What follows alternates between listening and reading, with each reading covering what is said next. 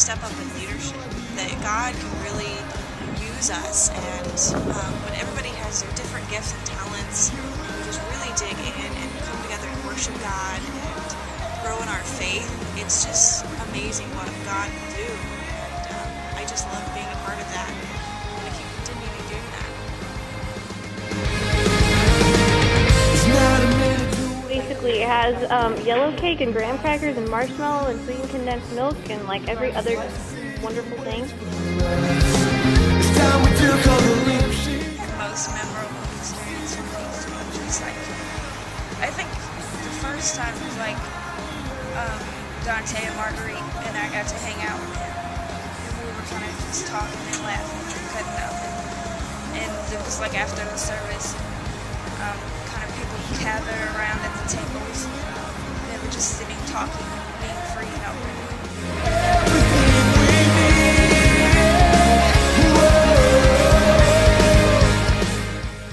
At the exchanges last year, we've had a lot of different situations thrown at us, and we've just had to adapt.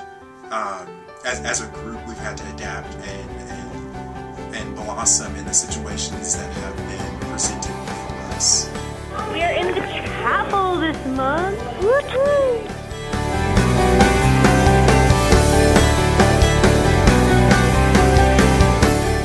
People don't like the word slave, but I'd rather be a slave for Christ than a slave to serve God the way you need to serve God. Serve God the way you want to serve God.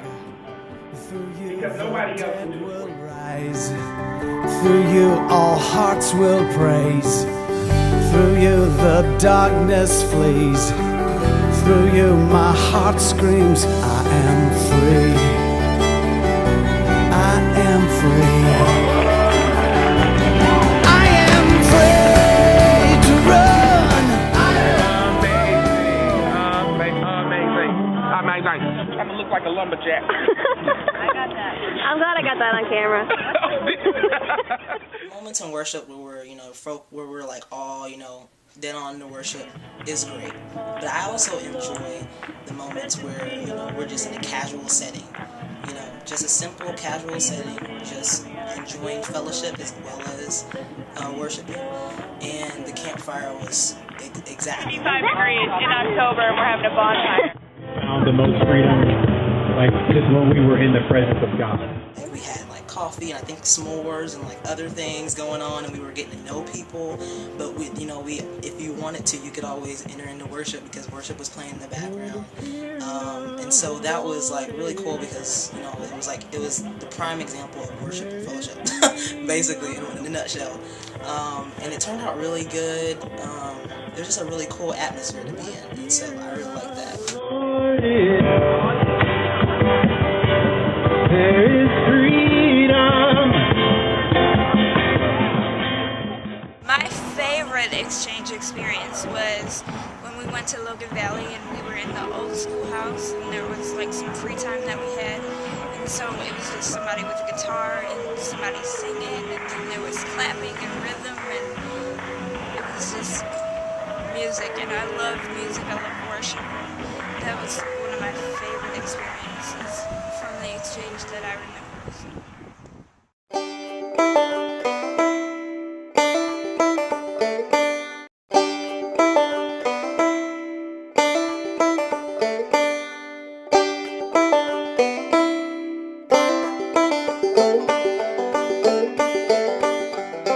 We went to Logan Valley for our exchange retreat, and it was either the second night we took a hayride, and it was like pitch black outside, and just looking up into the stars. And I mean, I've been out in the country before and looked at the stars, but it was a little bit cold, and so just really just snuggling up and gazing into the stars and just realizing how big God is and how much bigger He is than I can ever imagine. It's just really, really cool.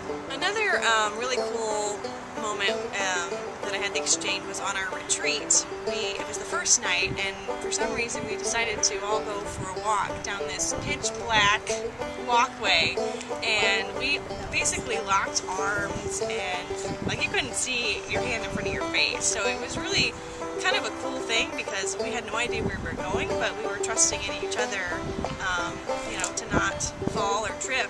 And it's kind of like that in life. We can't always see where we're going, but you know, that's why we need that community of believers around us, keeping us accountable, keeping us on track.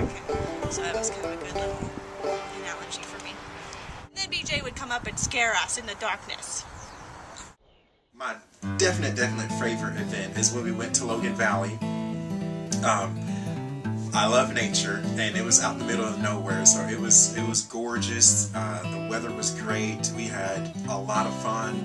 I think my favorite thing was seeing Le Monique with no shoes on walk across this river, and Rox just screaming the whole way, "Oh, BJ, why are we doing this?"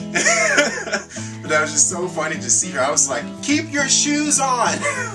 But she didn't want to get them wet, so. I don't do nature. The retreat was so awesome because, like, I realized they had like this creek down somewhere on their property. They had this creek, and it was like a spring water creek. And I found myself just like going off and exploring by myself when nobody was around, and sitting on this rock in the middle of the creek, and just, you know, just listening to like the birds, and just kind of sitting in stillness and watching, you know, just talking to God. I was actually going through some things at that point. I remember just kind of sitting around, just like, you know, listening, just to be listening to nature. And, you know, God didn't say anything specific to me, but I just, you know, just sitting in that stillness in that moment was really soothing. And so I think for my first time, I realized that nature isn't all that bad, and I can sit outside. And it felt really good.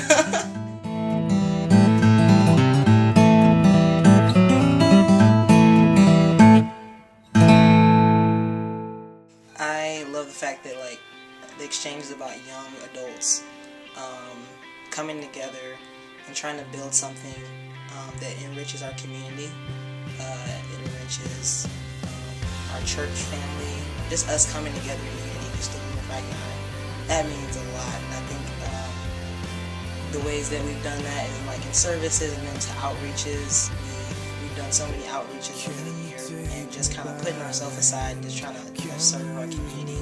And seeing that we can make a difference is, when we come together, it's just amazing. So. My favorite event with the exchange was going down to Joplin and helping the tornado victim. We were able to stay at this church, and there was a whole bunch of other people from different states, and just really getting to meet a whole bunch of people that came down with one purpose of, you know, coming together and helping people.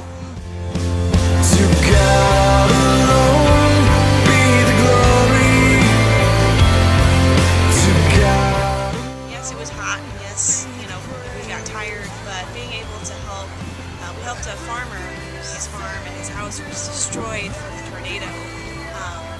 It was just worth it, worth being able to see that out of destruction can come good things. And there was one man that got saved down there just because he came to help. So that was just a really cool experience of building relationships with people all across the country, and being able to help somebody that was really needed. I really did like when we went around the neighborhoods and helped out the elderly, was trimming and cleaning up the garages. The houses looked completely different afterwards, you know, and it was done in just a matter of hours. It's just powerful how what you can accomplish as a team. I really am, I guess you can say, addicted into getting into the Spirit of God and just dwelling there. We had a prayer and worship night a few months ago, and the Spirit of God was really, really thick and tangible. That is something I look forward to. It's just not only for me, but for everyone else, just to feel God's love and God's Spirit, and to experience that, you know, when I'm with God, I can experience these things, you know, away from my everyday life, and this is what keeps me hungry. This is what keeps me balanced. I also look forward to serving the community and just reaching out to people, and I look forward to meeting